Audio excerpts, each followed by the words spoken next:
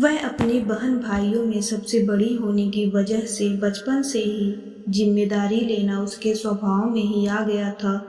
पिता के यहाँ छोटा ही परिवार था, लेकिन उसको पारिवारिक तालीम अच्छी तरह से मिली थी। जैसे ही सुम्मी बड़ी हुई, सुम्मी के विवाह की चर्चा सब रिश्तेदारों के बीच होने लगी थी, तो सुम्मी भी अपने ख्वाबों के राजकुमार को देखने लगी थी।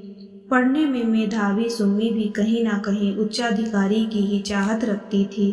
एक दिन सुम्मी के पिता को सुम्मी के लिए राजकुमार मिल ही गया। व्यवसायी राजकुमार जो बड़े परिवार का बेटा था।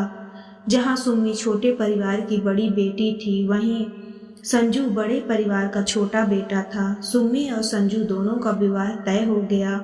संस्कारी सुम्मी ने नई दहलीज पर अनेक ख्वाबों को संजोकर कदम रखा। कुछ ख्वाब मुकम्मल हुए तो कुछ अधूरे ही रहे।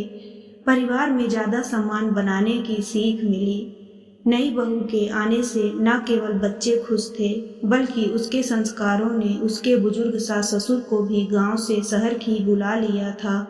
शुरू में भीड़ महसूस करने वाली सुम्मी बड़े परिवार में सामंजस्य बिठाने लग गई थी।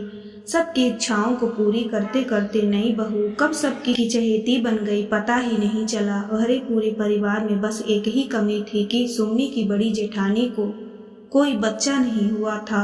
मातृत्व सुख से वंचित सुम्मी की जेठानी मीना अक्सर उदास हो जाया करती थी। सुम्मी के दूरदर्शी आंखों ने मीना का दर्द समझ लिया और अपनी पहली ही संतान को जेठानी को देने की बात अपने पति संजू से कही।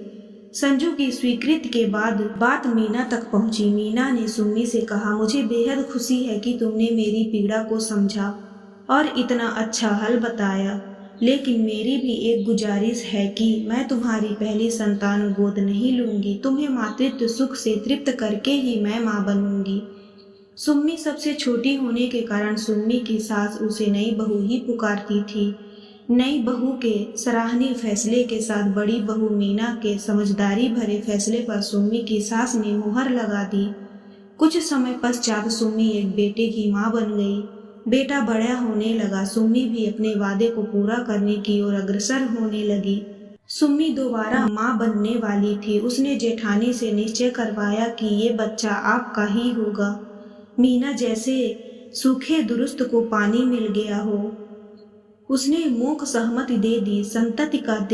संतति का देना और लेना दोनों ही स्त्री के स्त्रीत्व के बड़े बलिदान हैं। 9 महीने दोनों ही माओं की कोख में पल रही संतान का एक दिन संसार में आगमन हो ही गया। बिटिया रानी का आगमन यूं ही तो परिवार के हर्ष को बढ़ा गया, लेकिन मीना के दिल में एक कशक पैदा कर गया।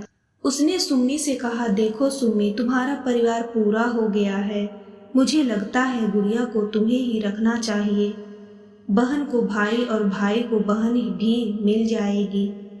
सुम्मी ने भरी आंखों से कहा, दीदी आपने कैसी बात कर दी। आपके पास जाने से क्या ये बहन भाई नहीं रह पाएंगे? और रही बात मेरे परिवार पूरा होने की, वो तो आगे भी पूरा हो जाएगा, लेकिन 9 महीने आपकी ममता ने जो तपस्या की है उसका मूल्य कौन चुकाएगा?